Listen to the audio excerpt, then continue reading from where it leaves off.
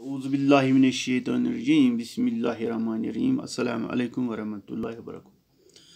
प्यारे बच्चों, मैं आपका उस्ताद अब्दुलरशीद डार गवर्नमेंट मिडिल स्कूल तुर्कपुरा से। प्यारे बच्चों, जो हमने कल सबक पढ़ा जिसका अनवान था ओलंपिक खेल, कल मैंने ही आपको कहा क्या कि परसों हम इसके सवालात वगैरह करेंगे। तो आज मैंने आपके लिए वो रखा है।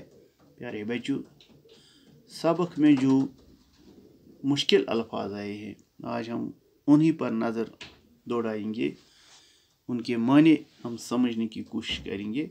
तो प्यारे बच्चों, आप नज़र रखो। मुश्किल अल्फाज, लफ्ज़ और उनके माने इस तरह है। रिवायत का माने बयान, वो ख्यालात और तौर तरीके जो पहले से चले आ रहे हैं।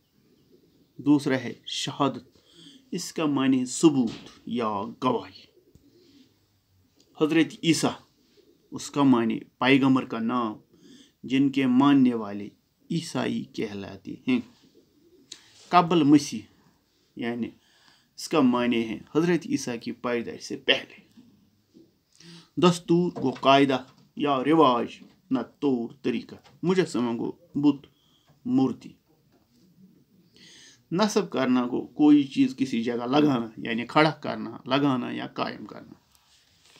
शहर पना को शहर की चार दीवारें। फसील, डंडोरची को डोल पीट कर ऐलान करने वाला। डंडोरची उसको कहते हैं जो डोल बजा बजा कर ऐलान करता है। बेखौफ खतर, डर और खतरे के बगैर। गैर यूनानी, जो यूनान के बाशिंदे न हो। हम इस तरह कहते हैं गैर हिंदुस्तानी, जो हिंदुस्तान के बाशिंदे न हो।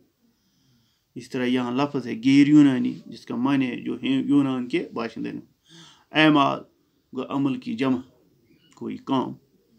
संगतराज को पत्थरों को काटने वाला, जो पत्थरों को काटता है, पत्थरों के मुजस्समे बनाने वाला। एजाद को किसी को इज्जत देना। नशोनुमा को तरक्की, तायीद करना गो हिमायत करना। मकबूलियत की शोहरत, दारुल खिलाफा गो किसी मुल्क की राजधानी जहाँ सदर वजीर आज़म वगैरह बैठते हैं। बर आज़म को खुशकी का वो बड़ा हिस्सा जिसमें बहुत से मुल्क, बर आज़म उसको कहते हैं जिसमें पर बहुत मुल्क हों। जंग अजीम गो दो बड़ी आलमी जंगें। बैनुल अक़वामी गो मुख्तलिफ कौमों के दरमियान। मेज़बान को वो शख्स जिसके यहाँ मेहमान आए। यहाँ हम इस तरह प्यारे बच्चों समझिए, मेज़बान, अगर आपको घर मेहमान आएगा तो वो होगा मेहमान जो आपके यहाँ आएगा। घर वाले होते हैं मेज़बान। खिलाड़ियों की जमात का, खिलाड़ियों का दस्ता, इसका माने खिलाड़ियों की जमात, खिलाड़ियों का ग्रुप। अलामत, निशाना या इशारा। मोटू को मकसद तो नस्बुल ऐन। लातीनी ज़बान, कदीम रोमा की ज़बान, रूमी ज़बान। आमादा करना, रजामंद करना, तैयार करना।